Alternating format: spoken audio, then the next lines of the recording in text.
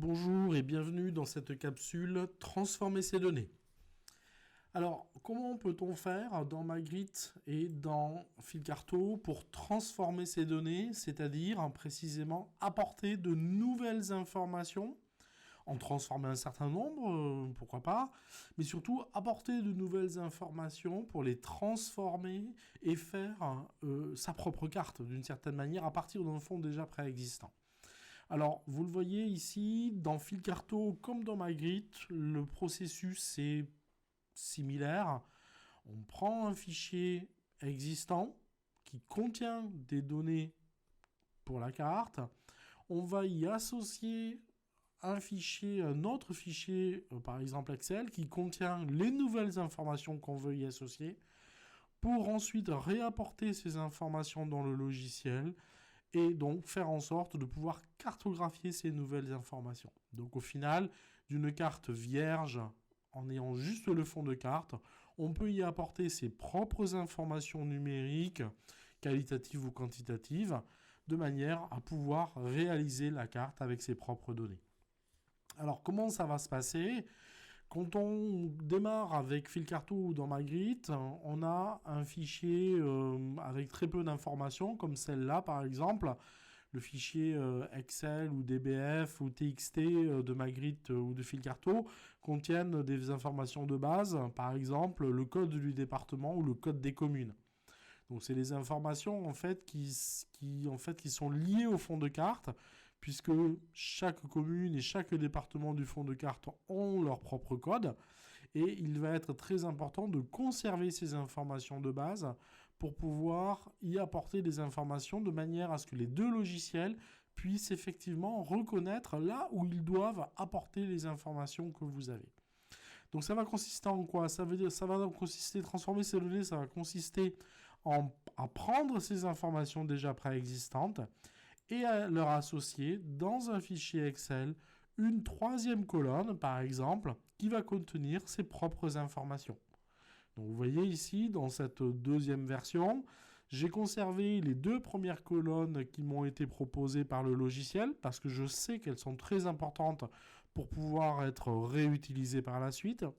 Mais je peux tout à fait rajouter une troisième, une quatrième, une cinquième, une sixième, 20 colonnes si vous le souhaitez, dans ce nouveau fichier qui vous servira ensuite à être représenté dans les différents logiciels. C'est justement ce qu'on va voir de suite. Bonjour et bienvenue dans cette capsule à propos de l'acquisition et de la transformation des données dans Magritte. Alors on va commencer rapidement, on est dans Magritte, on ouvre un nouveau projet. On va aller chercher ici un fond de carte très standard, les départements de France métropolitaine. On va confirmer et nous voici avec des résultats ajoutés à la carte. On va coder et puis maintenant on va passer directement dans l'onglet exportation de la carte. On va choisir le format Géo qui est un format pour les SIG. On va choisir le shapefile qui est en fait un format qui sera facilement modifiable par nos soins. On exporte. Alors vous voyez en bas à gauche, le fichier est arrivé. C'est un fichier zip, attention, c'est un fichier compressé. Et vous voyez que parmi tous les fichiers qui sont présents, les 5 fichiers ici, nous en avons un qui va nous intéresser. C'est le fichier DBF, qui en fait veut dire Database File, donc un fichier de base de données. Alors ce fichier, pour pouvoir le modifier, on va devoir le décompresser, c'est-à-dire l'extraire ici. Donc pour cela, on va en fait le déplacer. Vous voyez, il y a un zip là, ici, je le souligne. Voilà. Donc soit on l'extrait, soit on le déplace directement dans un autre fichier, dans un autre dossier qui va avoir pour effet de le décompresser. Et vous voyez qu'ici, j'ai mon fichier DBF. Alors, que je vais essayer d'extraire avec OpenOffice. Donc là, voilà. Ici, et voilà mon fichier DBF qui contient, vous le voyez, 2 colonnes. Une colonne qui contient les départements, le numéro de département ici, et ici, les numéros de région. Voilà, je vais faire... Alors, je vais être obligé de le fermer je vais faire la même chose avec Excel pour vous montrer qu'on peut le faire très bien avec l'un ou avec l'autre, sans aucune différence. À ceci près qu'il va falloir donc aller chercher le fichier, c'est ce que je suis en train de faire. Et pour les retrouver, il faut aller ici sélectionner tous les fichiers dans la boîte de dialogue Excel, puisque par défaut, Excel n'ouvre pas ces fichiers. Donc voilà, DBF, je le sélectionne et hop, il va s'ouvrir. Alors il faut d'abord que je ferme le précédent. Voilà. Le voici. Je l'ouvre et sans aucun problème, Excel va m'ouvrir ce même fichier qui contient évidemment les mêmes types d'informations. Alors comment je vais faire pour transformer ces données?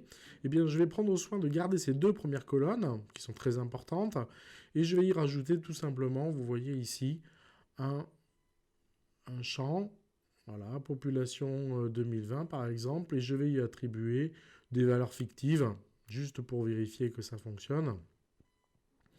Voilà, et ici il m'a offert des variables que je vais compléter ici avec des données fictives de la même manière. Voilà, j'ai mon fichier rempli avec mes nouvelles données.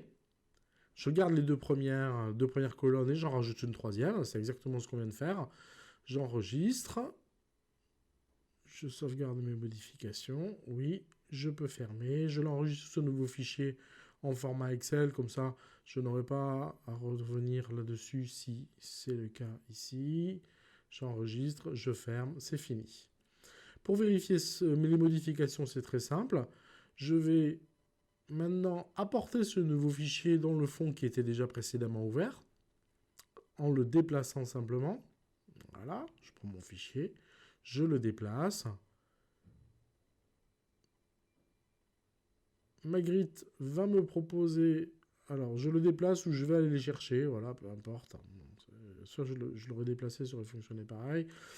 Donc là, il me dit, est-ce que les données du fichier sont chargées? Seules les données du fichier sont chargées, oui, absolument.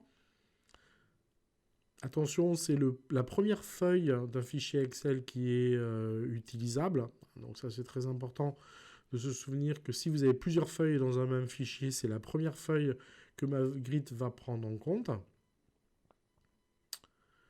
Donc oui, j'ai bien compris. Les formules, les propriétés seront ignorées, très bien. Un fond de carte et un jeu de données ont été fournis. Est-ce que vous voulez les joindre? Alors effectivement, la jointure, ça consiste à associer deux fichiers différents mais ayant un code commun. Donc là, ici, quel est le code commun? C'est très simple. Ici, c'est très important. On a un champ dans la couche que Magritte a ouvert, qui est le département. Et il faut que je montre au logiciel quel est le code identique à celui-là dans mon nouveau fichier. En fait, il faut que dans les deux fichiers, on ait un seul et même code commun.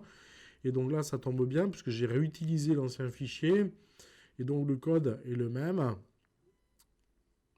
Donc vous voyez qu'ici, on a un format de type CSV, donc qui est en fait la manière dont Magritte va gérer ce fichier, mais ça c'est pas très important pour nous. En tout cas, nous, on va choisir comme code correspondant, comme code identique, le même intitulé. Comme on ne l'a pas modifié, c'est 100% de chance que ça marche. Joindre les données. Confirmation. Voilà, c'est validé. Et là, il ne va plus me rester qu'à en fait, coder le nouveau champ. Les deux précédents champs sont là. Le nouveau champ population, il est ici. Je vais le coder, c'est un stock. C'est très bien, je confirme. Et je vais pouvoir, pour vous montrer que la jointure a été effectivement faite, d'un côté j'ai un fond de carte, de l'autre côté j'ai une base de données. Donc, et la voici, vous voyez, on retrouve nos trois champs qui ont été associés. Et pour vous bien vous montrer que ça a bien été associé, vous voyez, mon nouveau champ population a été joint. Et pour vous montrer qu'effectivement, on a bien fait la jointure, je vais vous faire très rapidement une carte avec notre variable population fictive. La voici. La transformation des données a donc été réussie.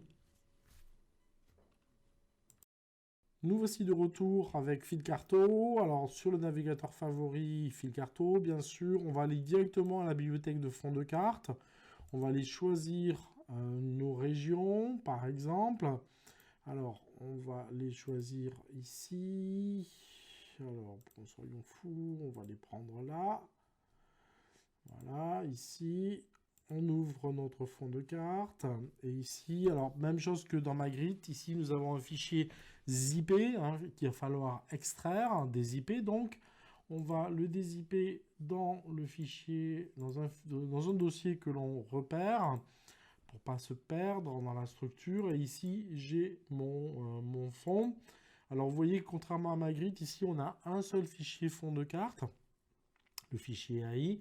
Et ensuite, on a 4 fichiers Excel qui correspondent à 4 couches différentes ou 4 thématiques différentes.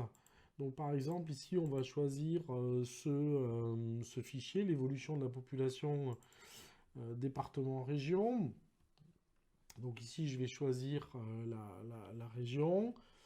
Alors, je vais dire que ceci ne m'intéresse plus. Alors, on va activer la modification. Ceci ne m'intéresse plus. On va plutôt rajouter une information plus récente, par exemple. Alors, c'est des données évidemment fictives. Vous le voyez bien. On va incrémenter une série pour éviter d'avoir des problèmes. On va enregistrer, on va fermer. Donc, voilà, là, ça, c'est fait. On a modifié nos informations. Donc maintenant, il ne nous reste plus qu'à aller dans Fil Carto. Dans Fil Carto, je vais aller chercher mon fond de carte que j'ai téléchargé tout à l'heure. Il est là. Je vais prendre soin de prendre effectivement le fichier que j'ai modifié. Alors, un conseil, vous voyez, regardez l'heure à laquelle il a été modifié. C'est souvent le plus simple pour savoir quel est le fichier qu'on a modifié. Alors, il me demande quelle est finalement la couche, l'onglet dans Excel, la feuille dans Excel qui contient les informations. Alors, vous voyez ici, regardez, donc c'était bien la deuxième, puisque c'était les régions. Et vous voyez qu'ici, eh bien, il a rajouté ma nouvelle variable que j'ai rajoutée. Ici, quantité, population 20. Alors, il a ici rajouté, il a associé d'autres informations, je pense, parce que sans doute le fichier Excel n'était pas bien nettoyé. On peut en avoir le cœur net éventuellement en regardant qu'est-ce qui se passe dans le fichier Excel. Non, pour autant, manifestement, il n'y a rien. Donc, il a l'impression d'avoir encore visualisé d'autres informations ici. C'est pas le cas. Bon, c'est pas très grave. Donc, en tout cas, ce qui est important, c'est que notre population soit là. Ici, je vais donc ici prendre ma nouvelle variable. Je la cartographie.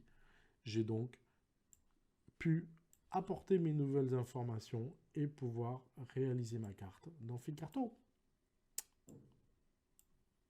Merci.